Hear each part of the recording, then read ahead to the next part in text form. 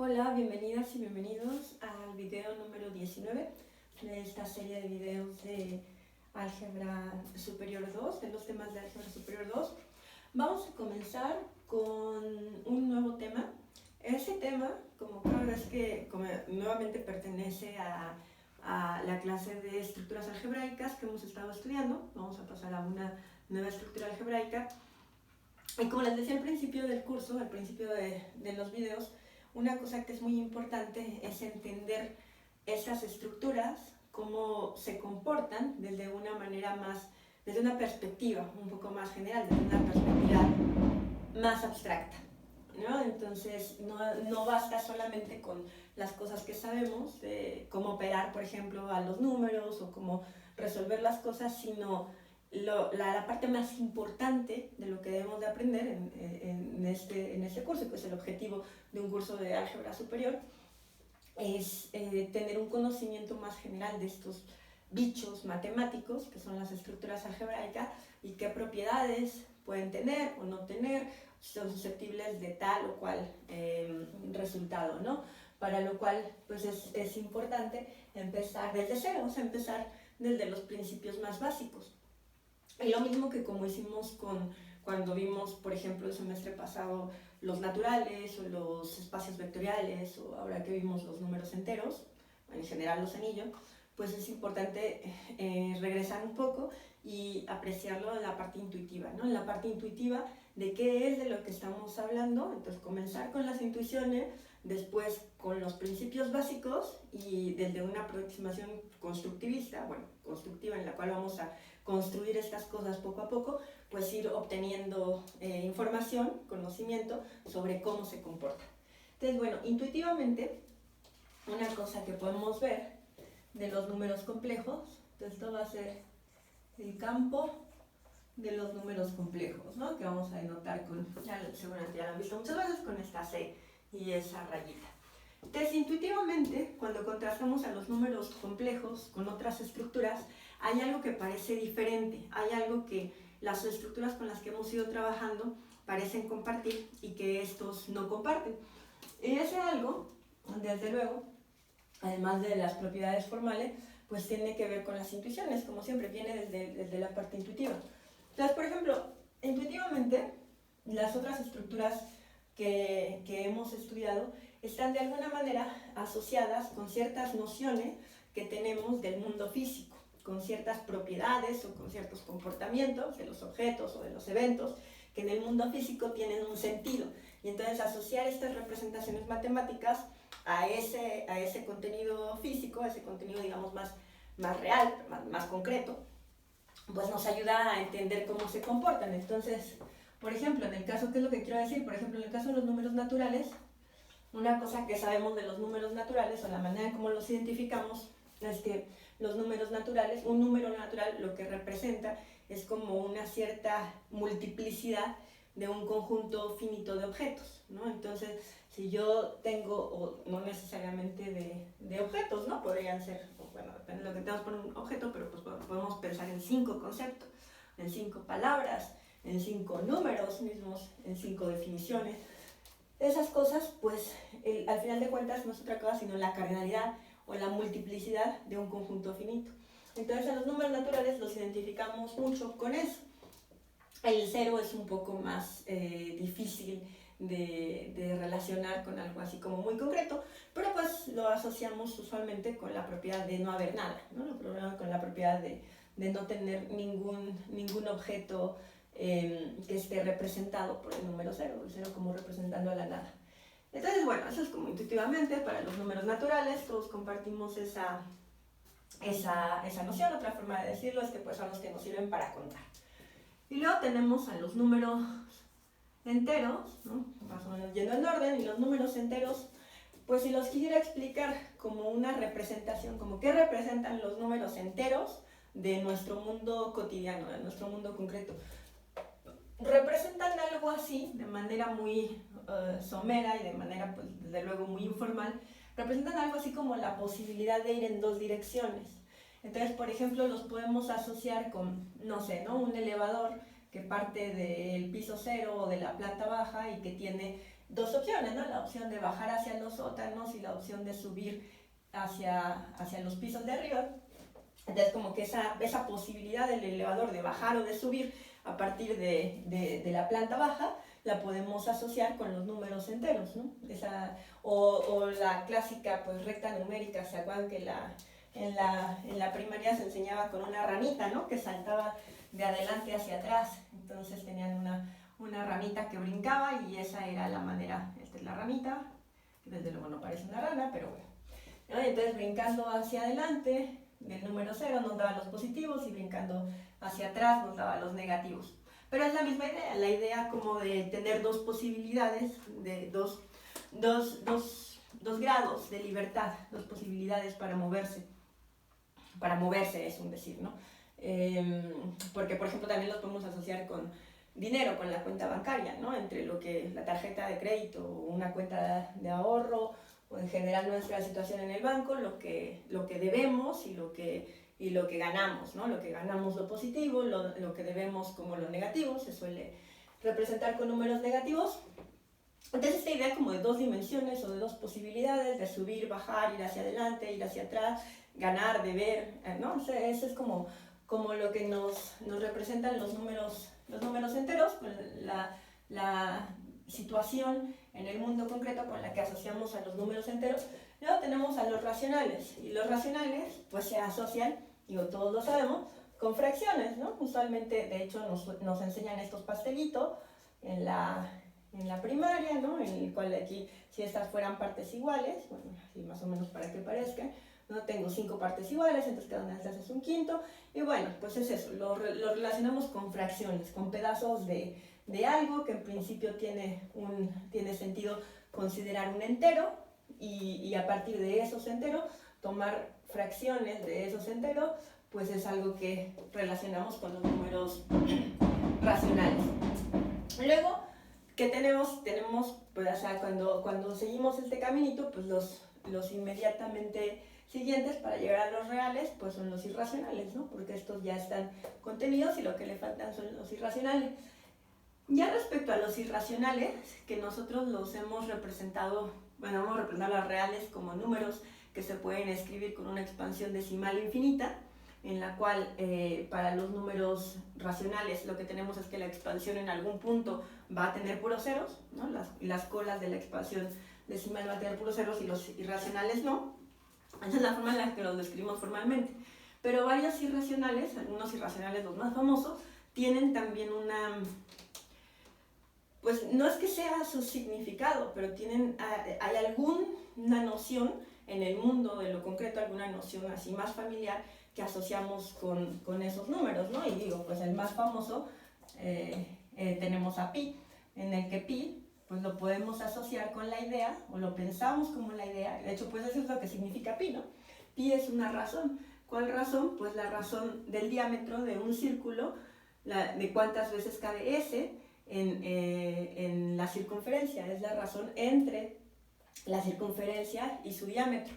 Entonces, bueno, tiene esa representación. Si lo quiero pensar en algo más concreto, pues puedo pensar en un listoncito, en un estambre, ¿no? Hago un circulito y me tomo otro pedacito de estambre para el diámetro y sé que ese estambre cabe pi veces el más pequeño en el más grande, el del diámetro en la circunferencia. Y es una noción bastante fácil de comprender, de poder procesar. Bueno, tenemos otras, ¿no? Otra muy famosa que es la de otro irracional, raíz de 2.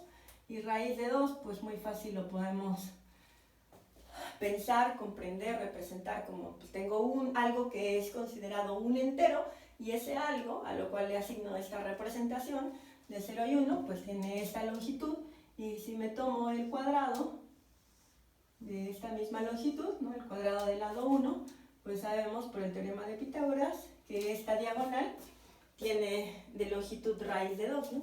Y entonces esta diagonal la puedo pues bajar al lugar en donde estoy midiendo, y por aquí tengo a raíz de 2.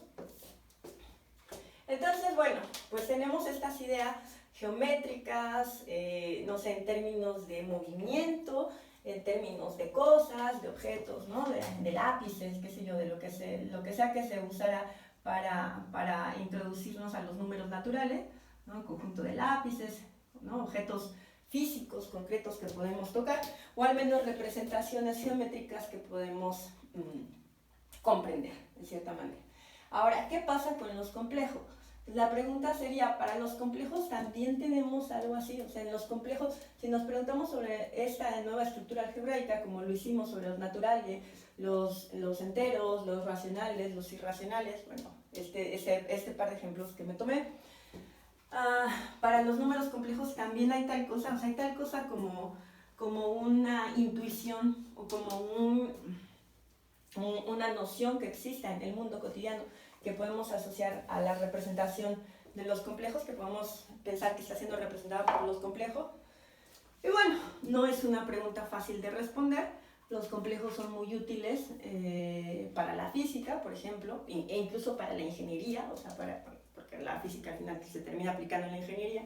Entonces no son ociosos, no son una cosa que simplemente esté ahí para jugar a hacer operaciones aritméticas y cálculos, pero que no sirva de nada, ¿no? Sin embargo, pues por algo se llaman imaginarios, y es porque es más difícil. O sea, es más difícil pensarlos como reales, ¿no? En contraste con estos reales, como que realmente están representando algo, pero pues es una cuestión de abstracción. No hay como una respuesta concluyente a si los números complejos son reales, en este sentido de realidad, en el sentido en el cual son números que representan algún tipo de concepto o algún tipo de cosa con la cual convivimos también en el mundo cotidiano. Y bueno, yo se los dejo a ustedes a pensar si creen que los números complejos son números en el mismo sentido que estos lo son, representaciones de algo. Pero una cosa que llama la atención cuando uno se hace esta pregunta es que es muy famosa, seguramente muchos de ustedes la habrán visto por ahí. Es la siguiente, ¿no? Que vamos a llamarle la paradoja de menos 1 es igual a 1 para C. Ya lo habrán visto, bueno, hay muchos jueguitos así de estos, de paradojas matemáticas, de razonamientos que parecen estar correctos, pero que nos llevan a una cosa que es contradictoria, que contradice las verdades de la matemática. Pero en este caso, usualmente lo que hay es una trampa. O sea, usualmente no son paradojas, lo que pasa es que hay un paso que no está justificado y que no es correcto.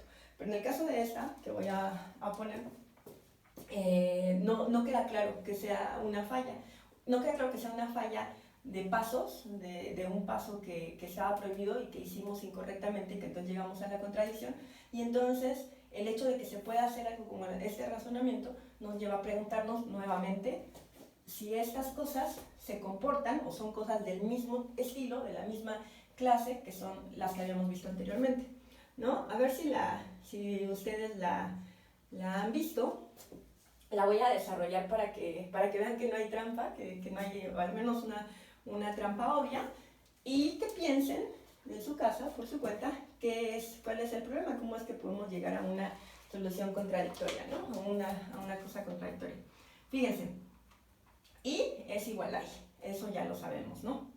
¿Por qué? Pues porque toda cosa es igual a sí misma, entonces esto es una verdad lógica, y bueno, por definición, y sabemos, bueno, supongo que todo el mundo lo sabe, pero y se define. Nosotros lo que vamos a hacer es que vamos a dar esta definición de manera muy completa y muy detallada. O sea, no tienen que memorizar que y es raíz de menos 1 porque vamos a justificar por qué y es raíz de menos 1. Pero bueno, por lo pronto sabemos que y es raíz de menos 1, ¿no? También es este número, usualmente se le llama número, que vale raíz de menos 1. Como les he dicho en otras ocasiones, muchas cosas de la matemática, bueno, por lo menos del álgebra, muchos resultados del álgebra surgieron a partir de la resolución de ecuaciones de cierto tipo. Entonces, como ustedes saben, hay ecuaciones de segundo grado, que son así muy conocidas, que no tienen soluciones reales. Y no tienen soluciones reales porque en los números reales no está definida la raíz de un número negativo.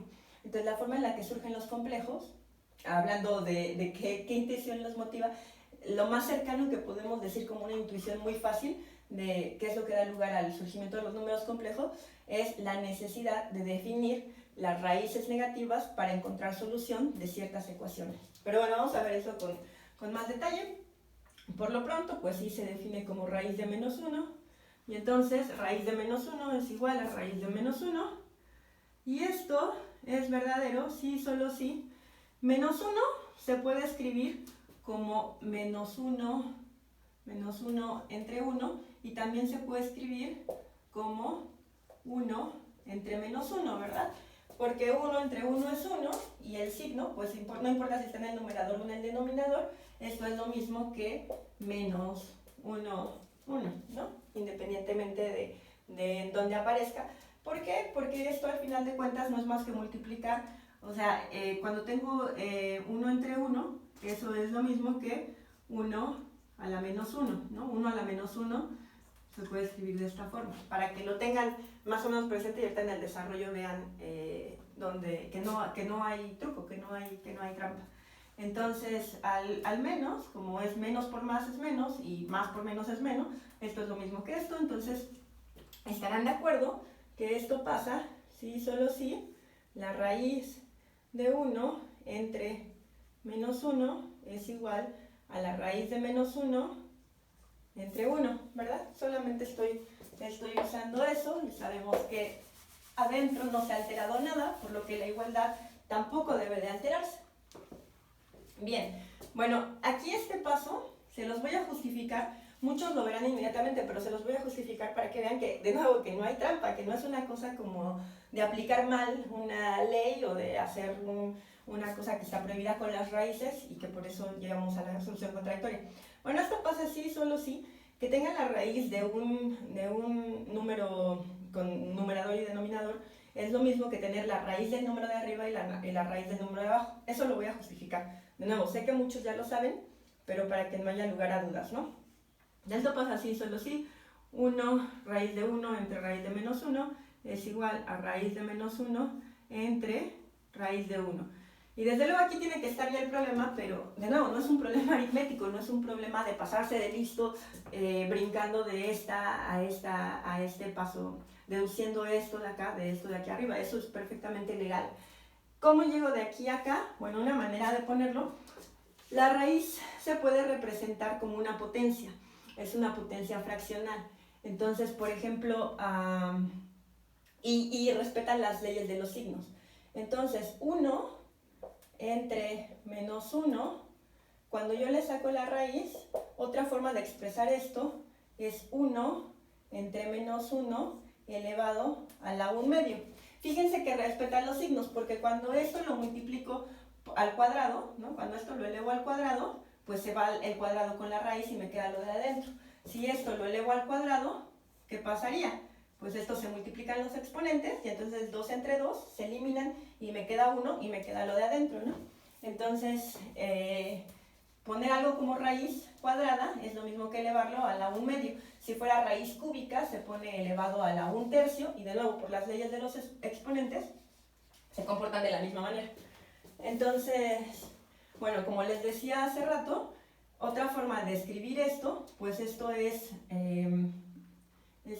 igual a 1 por 1 medio, es 1.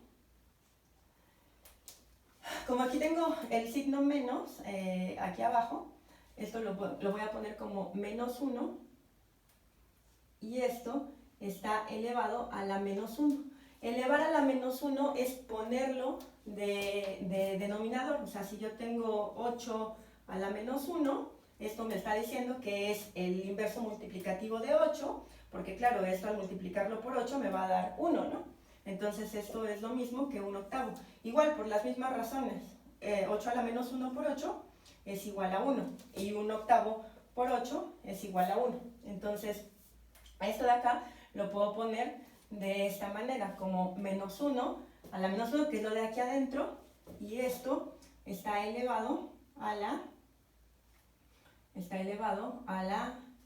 1 medio, ¿no? A la 1 medio. ¿Están de acuerdo? Hasta aquí todos los pasos han sido justificados. Y entonces, si tengo esto elevado a la 1 medio, Bueno, esto es lo mismo que 1, o sea, multiplicar por 1 no cambia la situación, entonces lo puedo poner como 1 por menos 1 a la menos 1, que es lo que tengo aquí adentro, elevado a la 1 medio. Elevado a la 1 medio.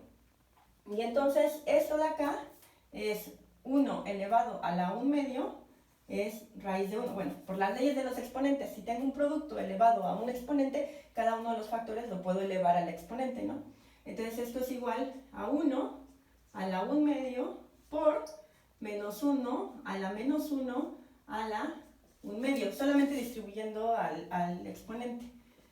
1 a la 1 medio es igual a, eso es igual a raíz cuadrada de 1, ¿verdad? En eso era en lo que habíamos quedado, esto es raíz cuadrada de 1 por, en ese caso se multiplican los exponentes, entonces, ¿qué es lo que tengo? Lo que tengo es menos 1 medio. Entonces, si combinamos estos dos, que los números negativos representan fracciones y que los números fraccionales, cuando elevamos a ellos, representan raíces, entonces, elevar esto, menos 1 a la menos 1 medio, menos 1 a la menos 1 medio, esto, ¿a quién sería igual? Pues si combinan estas dos ideas y lo ven así, esto sería igual a 1 entre raíz cuadrada de menos 1, porque el 1 medio lo hace raíz cuadrada y el signo de menos lo hace denominador, con el 1 de numerador. Entonces, esto es igual a, esa de acá es raíz cuadrada de 1 multiplicada por 1 sobre raíz de menos 1.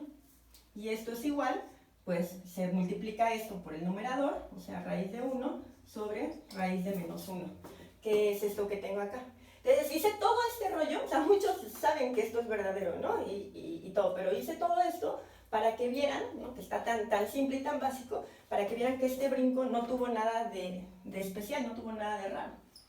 Y eso pasa si, solo si, entonces ya vieron, no hice ninguna trampa de acá. Esto pasa si, solo si, puedo multiplicar, recuerden que esto es igual, ¿no? Por las puras reglas de la multiplicación se vale. Esto pasa si, solo si multiplicar el numerador por el denominador del otro lado es lo mismo que multiplicar el denominador por el numerador del otro lado. O sea, si raíz de 1 al cuadrado, porque es raíz de 1 por raíz de 1 al cuadrado, es igual a raíz de menos 1 al cuadrado. Entonces, tengo al cuadrado, tengo raíz, esto se va, y esto pasa si, solo si, 1 es igual a menos 1. Contradicción, ¿no? Entonces, cuando aplicamos todos los pasos aritméticamente válidos, todos los pasos que sabemos que se valen, las leyes de los exponentes, las leyes de la multiplicación, los axiomas de la multiplicación, que se valen para los números reales, porque fíjense que aquí adentro solamente tengo números reales. O sea, cuando se vuelve complejo es cuando saco la raíz, pero todo lo que tengo adentro pues son números reales. Y lo que tengo son exponentes que son números reales. ¿Qué es lo que está raro? Lo que está raro es la relación cuando relaciono cosas que no están definidas en los números reales, que son números negativos y raíces. Eso es, ¿no? Tener combinadas como exponentes a cosas que son negativas y a cosas que son fraccionales. Eso es lo que da lugar a los números complejos, donde ya hay una verdadera diferencia de tal manera que seguir todas las reglas que se valían para las estructuras anteriores me puede llevar a algo como esto, a una contradicción lógica en la cual 1 es igual a menos 1. Entonces ya no son la misma cosa, algo ha cambiado. Y ya que algo ha cambiado de este caminito que veníamos de los naturales hacia los números reales, pues tenemos que ver qué es ese algo, ¿no? Y para ver qué es ese algo, lo que vamos a hacer es tomarnos un modelo. O sea, vamos a construir a los números complejos en su forma algebraica, a considerarlos de su naturaleza algebraica, pero necesitamos algo que nos ayude a solventar la falta de algo como esto, o sea, modelarlo, para poderlos agarrar y poderlos estudiar. Ese algo va a ser el espacio vectorial de R2. Vamos a tomarnos un espacio vectorial con sus propiedades vectoriales, con el cual vamos a tomarnos un modelo que nos va a ayudar a construir a los números complejos, y una vez que construimos a los números complejos, Una vez que construimos a los números complejos, en ese modelo, en ese contexto, en el contexto de los espacios vectoriales, utilizar las propiedades vectoriales para derivar las propiedades algebraicas de los números complejos que ya no podemos sacar de la misma manera como los podíamos sacar aquí. Y entonces tener una buena definición. Recuerden, como buena estructura algebraica, ¿qué necesitamos? Lo de siempre, un conjunto y sus operaciones. Y además ya vimos con detalle qué es un campo, ¿no? Entonces, ¿qué necesitamos? Necesitamos un conjunto. Ese conjunto, que va a ser, lo hemos puesto usualmente como X, necesitamos un conjunto, una operación, vamos a poner primero la suma, desordenado, necesitamos un conjunto, una operación suma y una operación producto, ¿verdad? Para nuestra estructura. Ya sabemos cómo son los campos, sabemos que son anillos conmutativos con elemento unitario, en donde todo elemento distinto de cero tiene inverso multiplicativo. Entonces necesito un conjunto, una suma, un producto, vamos a construir todo paso a paso y vamos a empezar, o sea, nosotros a lo que queremos llegar es a esto, ¿no? En nuestro conjunto, recuerden que todas las veces ha sido el mismo conjunto de la estructura. Si se acuerdan, para los enteros fui muy enfática, ¿no? Tenemos a Z la estructura, pero también tenemos a Z el conjunto. El conjunto de los enteros, pues son los enteros, el 0, 1, 2, 3, pero sin su estructura, sin su suma y su multiplicación y los axiomas, etcétera, etcétera. Recuerden la analogía con el juego de mesa, ¿no? Tener a los enteros es como tener las puras fichas, y para darles la estructura necesito los movimientos de las fichas y después necesito las reglas del juego. En este caso es lo mismo. Entonces, ¿quién va a ser este conjunto? Pues eventualmente queremos que sean los complejos, ¿verdad? Como en todas las demás situaciones, que tenemos un conjunto que por sí mismo no tiene estructura, pero tiene los objetos, que de nuevo aquí no queda muy claro como qué objetos son, pero vamos a ver. Y luego tenemos a sus operaciones. Lo que vamos a hacer para llegar a esto es empezar tomándonos como conjunto a los números, al producto cartesiano de los números reales, a R2. A R2 no como el conjunto del producto cartesiano, sino como espacio vectorial. O sea, aquí este ya tiene su propia estructura de espacio vectorial. Es un espacio vectorial, como ya todos sabemos. Recuerden, ¿qué es ser un espacio vectorial? Un espacio vectorial es una estructura que corre sobre un campo, en particular R2, tiene como base, como su campo base a los números reales, es una estructura que está sobre un campo que tiene definida una suma vectorial que nos enseña cómo podemos sumar vectores, elementos del espacio vectorial, y una multiplicación por un escalar que nos permite multiplicar elementos del campo, en este caso números de los reales, por parejas ordenadas, ¿no? del producto cartesiano. Bueno, esto es como un panorama de hacia dónde vamos, como de qué es lo que le da lugar desde el aspecto de las intuiciones y estructuralmente qué es lo que nos interesa, cuál es nuestro propósito algebraico. Y vamos a empezar con nuestras definiciones, a darle lugar a esta idea y después a ir dirigiéndonos hacia esto ya como una estructura algebraica completa, bien hecha, que tiene sus propiedades de campo, ¿no? Bueno, voy a cortar aquí el video y ahorita continúo y empiezo con estas definiciones.